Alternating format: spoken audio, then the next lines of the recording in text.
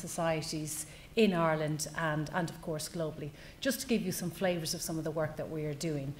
Probably, hopefully most of you know a little bit about Novartis, but just to tell you, Novartis is, depending on which day you look at the numbers, we're either number 1 or 2 worldwide in pharma companies. Novartis is headquartered in Switzerland. We employ approximately in the region of 120,000 associates across 80 countries, so really and truly a global organisation. Of course, the team in Ireland here are very proud of the growing presence of Novartis here in Ireland. And you see that figure of 1,400, which is slightly different from over here. The 1,500 actually is correct, because that presence has grown because of the new site, our global shared services site, which is based in Dublin, and it's co-located with the commercial operations that I head up.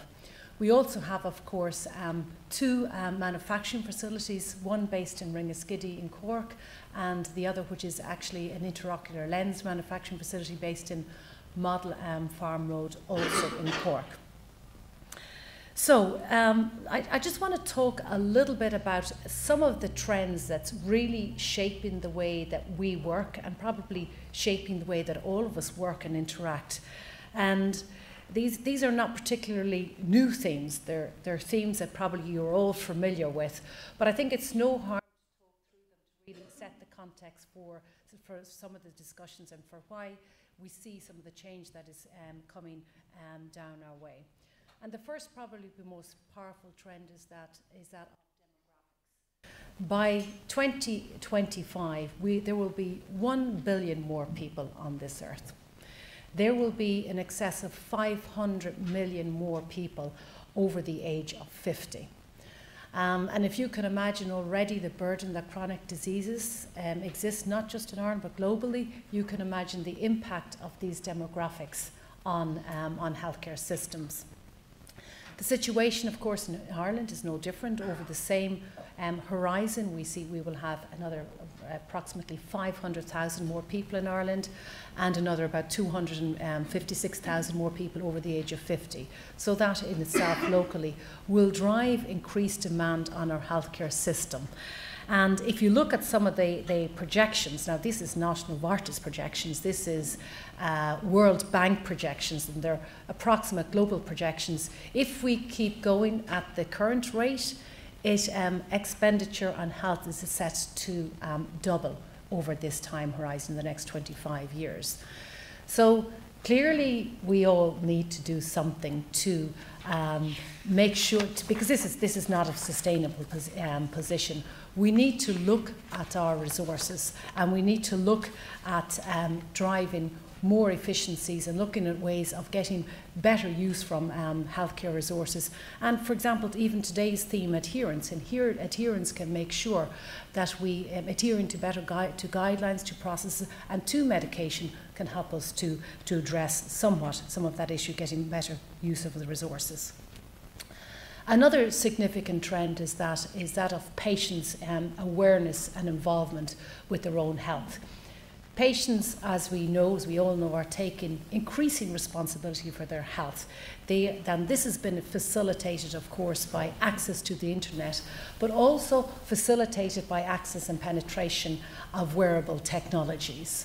So the appetite is there for healthcare and information, and I think when we go through this morning, we should be thinking about, well, actually, how can we use this kind of interest and use this technology to drive the whole adherence agenda? So those are some of the changes. That's, of course, not all of the changes that we see. And what this means for the pharmaceutical industry is there is increased pressure on us to really bring to the market really innovative medicines, and medicines that will make a significant difference over and above what is there already. We know that because of the pressure there is within our own healthcare system, this means that it's not just enough to bring those innovations to the marketplace. We need to clearly demonstrate the difference that they make to patients, to payers, and we need to demonstrate that difference, how it is the difference we make in a real life setting, not just in clinical trials. And we need to demonstrate that we can make that difference in a sustainable way. So I see that those changes and those implications really drive in healthcare systems globally and of course locally to look at how we operate. And it's driving healthcare systems to look at a new model, a model that moves away from a current fragmented one to one that is much more integrated, to move away from a model such as that is treating people when they're sick to a model that is looking more at preventing illness and preventing disease, to look at a model that really capitalises on that patient engagement, that patient that is willing to be more, to take more responsibility for their self-care, and a model that really uses technology to a far greater extent to help us to really drive adherence, to help us to really monitor diseases, track diseases and intervene earlier and avoid often costly consequences of not having earlier intervention. And for this change to occur, we see there's at least 3 things that needs to happen. We need to keep that patient engaged. We need to keep them informed on their health. We need to build on that. We need to also build on an integrated healthcare system, a really truly an integrated healthcare system. I'm not sure we're quite there yet in Ireland. We have pockets of good integration, but we really have, I think, a long way to go. And we also, more importantly, as I mentioned already, need to use technology, which can really help us to drive efficiencies, to streamline processes, and particularly help us with the whole adherence agenda. Now, we are not a technology company. We are a pharmaceutical medicines company, but we see already that we need to partner with technology companies if we are really to be in a position to help to support this agenda. So to lead in this kind of environment, pharma companies, and Novartis very much do want to lead, pharma companies need to be at the forefront as driving better outcomes. And what I mean by that is driving outcomes and being clearly able to demonstrate an improvement of how we can prolong life, how we can improve quality of life in everyday situations, in real world settings, and not just in the clinical trials that we have been doing. We will, of course, continue to do them, but we really need to be in a position to demonstrate the difference that we can make for both patients and payers in a real world setting, and the difference that how we can contribute in a more sustainable way. So that means for us looking at solutions that are well beyond the pill. Now, some of you probably have heard, this is again not a new theme, and have certainly probably heard me mention about this before. And but just we need to keep coming back to it because we're not quite there yet. We're certainly getting there, and we're looking to move away from just bringing to the market a pill that treats hypertension, and moving more towards a solution that helps to drive better outcomes and doing it in a more efficient way, such as helping to avoid heart failure hospitalizations, such as helping to avoid costly exacerbations.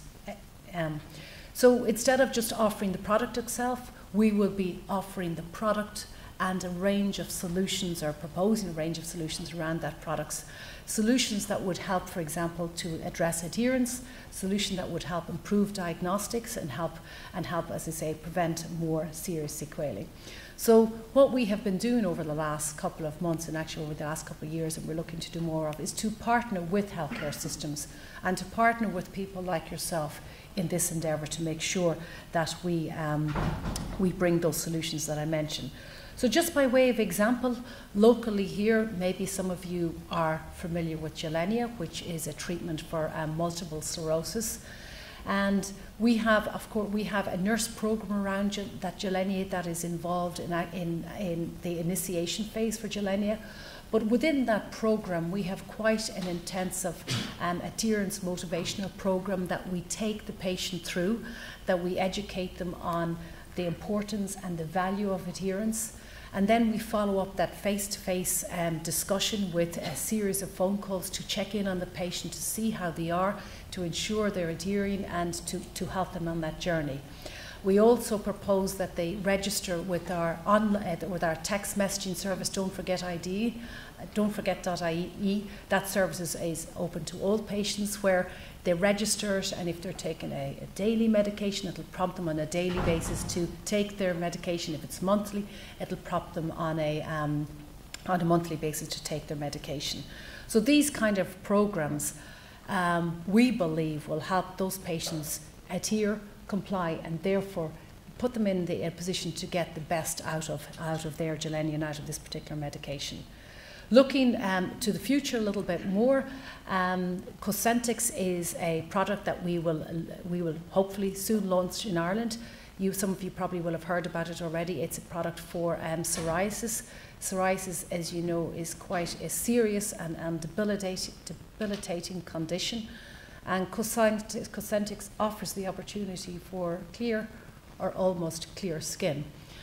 And what we see already, and what we will look also to do when we launch in Ireland, but we see in those countries that have already launched, we see a whole series of programs wrapped around Cosentyx, with the looking to support the patient, to educate the patient, to provide opportunities, social media opportunities for them to exchange with other sufferers, so they get a greater understanding of their disease, and they get a greater understanding of maybe lifestyle changes that they can make. We also have set up networks with physicians, so they can also share experiences with patients on Cosentyx. And we also offer, for example, opportunities for patients to remote monitor, to take remotely pictures of the psoriasis, so that the physician can actually view their disease and how it's progressing or how it is improving. Another example, and again it's an example that's coming down the road, that Novartis will launch, which is Entresto for heart failure. And heart failure is one of those chronic diseases that affects quite a number of people, actually almost 90,000 people in Ireland. And you know, because there hasn't been anything new in heart failure for over 20 years, we need to talk to heart failure patients and communities to prompt them and to support them into this transition into a new and probably more appropriate way of treating heart failure.